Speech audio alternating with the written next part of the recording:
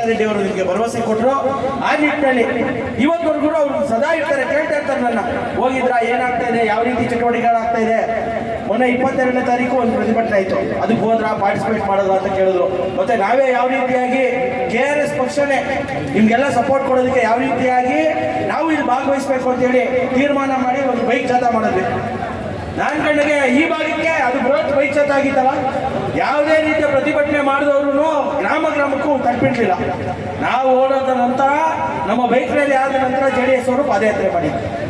ಈ ರೀತಿ ಕರ್ನಾಟಕ ರಾಷ್ಟ್ರ ಸಮಿತಿ ಪಕ್ಷ ಯಾವುದೇ ರೀತಿಯ ವೈಯಕ್ತಿಕವಾದ ಕಾರಣಗಳಿಲ್ಲದಲೇ ಇವತ್ತು ರೈತರಿಗೆ ಆಗ್ತಾ ಇರೋ ಅನ್ಯಾಯದ ವಿರುದ್ಧ ರಾಜ್ಯದ ಯಾವುದೇ ಮೂಲೆಯಲ್ಲಿ ರೈತರಿಗೆ ಅನ್ಯಾಯ ಆಗ್ತಾ ಇದೆ ಅಂದ್ರೆ ಅದಕ್ಕೆ ಮೊದಲು ಧ್ವನಿ ಆಗ್ತಾ ಇರುವಂತದ್ದು ಕರ್ನಾಟಕದ ಏಕೈಕ ಪ್ರಾದೇಶಿಕ ಪಕ್ಷ, ಅದು ರವಿಕೃಷ್ಣಾರೆಡ್ಡಿ ಅವರ ನೇತೃತ್ವದ KRS ಪಕ್ಷ.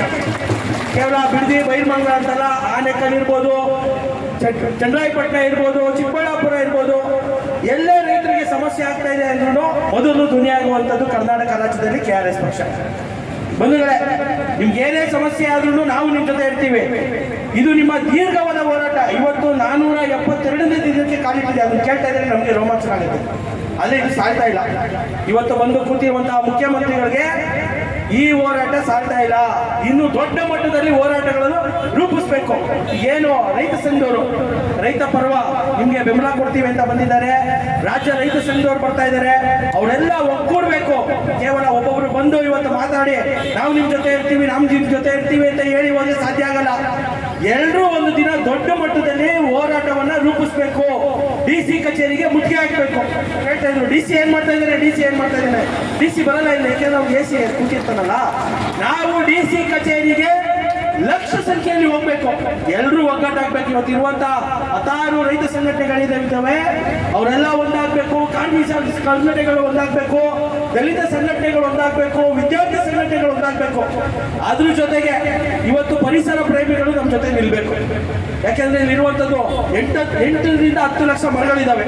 ಕೇವಲ ತೆಂಗು, ಅಡಿಕೆ, ಬಾಳೆ, ಮಾವಲ್ಲ, ಪರಿಸರಕ್ಕೆ ಬೇಕಾಗಿರುವಂತಹ ಬೇರೆ ಬೇರೆ ಜಾತಿಯ 16 ಲಕ್ಷ ಮರಗಳಿದ್ದಾವೆ. ಅವನ್ನ ನಾವು ರಕ್ಷಿಸಬೇಕು. ಅದ್ರ ಜೊತೆಗೆ ಅಲ್ಲಿ ಕೇವಲ ಮರ ರಕ್ಷಿಸ್ತೀವಿ ಅಂತಲ್ಲ, ಅಲ್ಲಿರುವಂತಹ ಪ್ರಾಣಿ ಪಕ್ಷಿಗಳೆಲ್ಲ ಹೋಗ್ತವೆ. ಇವರು ಏಕದಮ್ 8 ಲಕ್ಷ ಮರ ಕಡಿತೀವಿ ಅಂತ ಬಂದು JCB ನಿಲ್ಸಿದ್ರೆ ಅಲ್ಲಿರುವಂತಹ ಪ್ರಾಣಿ ಪಕ್ಷಿಗಳೆಲ್ಲ ಹೋಗ್ತವೆ. ಅದ್ರ ಬಗ್ಗೆ ಯೋಚನೆ ಮಾಡಬೇಕು. ನಾನು ಈ ಮೂಲಕ ಪರಿಸರ ಪ್ರೇಮಿಗಳಿಗೂ ಕೇಳ್ಕೊಳ್ಳೋದು, ಬನ್ನಿ, ಈಗೇನು ಇಲ್ಲಿರುವಂತಹ ಹುಡುಗರು ಅಪ್ಪಿಕೋ ಚಳವಳಿ ಮಾಡೋದಕ್ಕೆ ಹೊರಟಿದ್ದಾರೆ, ನೀವು ಅದನ್ನ ದೊಡ್ಡ ಮಟ್ಟದಲ್ಲಿ ಪ್ರೊಜೆಕ್ಟ್ ಮಾಡಬೇಕು. ಈ ಹೋರಾಟವನ್ನ ಏನ್ ರೂಪ ಕೊಟ್ಟಿದ್ದೀರಾ, ಮರಗಳನ್ನ ತಪ್ಪಿಕೊಳ್ಳುವಂಥದ್ದು ಅದು ದೊಡ್ಡದಾಗಿ ಪಬ್ಲಿಸಿಟಿ ಆಗ್ಬೇಕು. ರಾಜ್ಯದಲ್ಲಿರುವಂತಹ ಪರಿಸರ ಪ್ರೇಮಿಗಳು ಬರಬೇಕು, ಎಲ್ಲರೂ ಬಂದು ಒಗ್ಗಟ್ಟಾಗಿ ನಾವು ಮರಗಳನ್ನ ತಪ್ಪಿಕೊಂಡು ಮರ ಕಡಿಯೋದಕ್ಕೆ ಮುಂಚೆ ನಮ್ಮನ್ನು ಕಡೀರಿ ಅಂತ ಹೇಳಿ ನಾವು ಆಜ್ಞೆ ಮಾಡಬೇಕು. ದಯಮಾಡಿ ನೀವೆಲ್ಲರೂ ಆ ಯುವಕ ಏನ್ ಮಾಡ್ತಾ ಇದ್ದಾನೆ, ಸೇವ್ ಬಿಡದಿ, ಸೇವ್ ಟ್ರೀ ಅಂತ ಎಲ್ಲರೂ ಬೆಂಬಲ ಕೊಡಿ. ಬೇರೆ ಬೇರೆಯವ್ರಿಗೂ ನಾನು ಈ ಮೂಲಕ ಕರೆ ಕೊಡೋದು, ಅದು ಯಾವತ್ತು ಆ ಕಾರ್ಯಕ್ರಮವನ್ನು ರೂಪಿಸ್ತಾರೆ ನಾವೆಲ್ಲರೂ ಅವ್ರ ಜೊತೆ ಕೈ ಜೋಡಿಸೋಣ, ಆ ಕಾರ್ಯಕ್ರಮಕ್ಕೆ ಬರೋಣ ಅಂತ ಕೇಳ್ಕೊತೀನಿ.